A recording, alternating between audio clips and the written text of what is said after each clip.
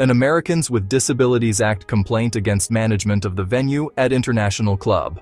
On the evening of Monday, October 27, 2025, a disabled veteran of the Vietnam and Bosnia conflicts, accompanied by his wife and a guest, arrived at the venue at International Club for dinner. The weather conditions included steady rainfall. To ensure the safety and comfort of his wife and their guest, the veteran pulled up to the club's front entrance to allow them to exit the vehicle under the covered entryway before proceeding to park.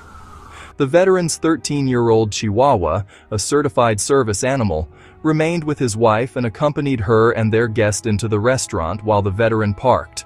The dog has been the veteran's trained and loyal service companion for many years, providing essential support related to his post-traumatic stress disorder, PTSD. The animal is calm, well-trained, and accustomed to public settings. Upon entering the restaurant, the veteran's wife and guest were confronted by the restaurant manager, who stated that the dog could not be inside because, in her words, it was not an actual service animal. The manager went on to say, "What kind of service animal would be dressed in a tutu?" Despite the wife and guest explaining that the dog was a legitimate service animal for a disabled veteran, the manager continued to question its legitimacy based solely on its appearance.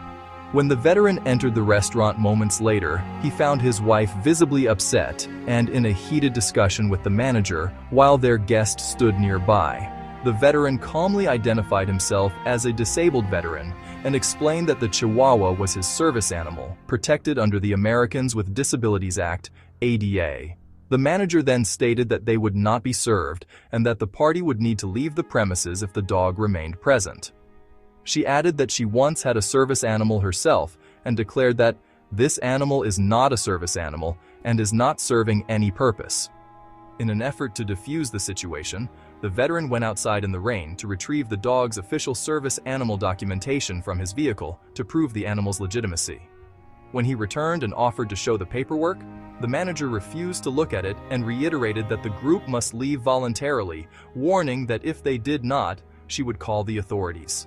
Following a somewhat colorful exchange between the veteran's wife and the restaurant manager, the veteran, his wife, and their guest ultimately left the restaurant.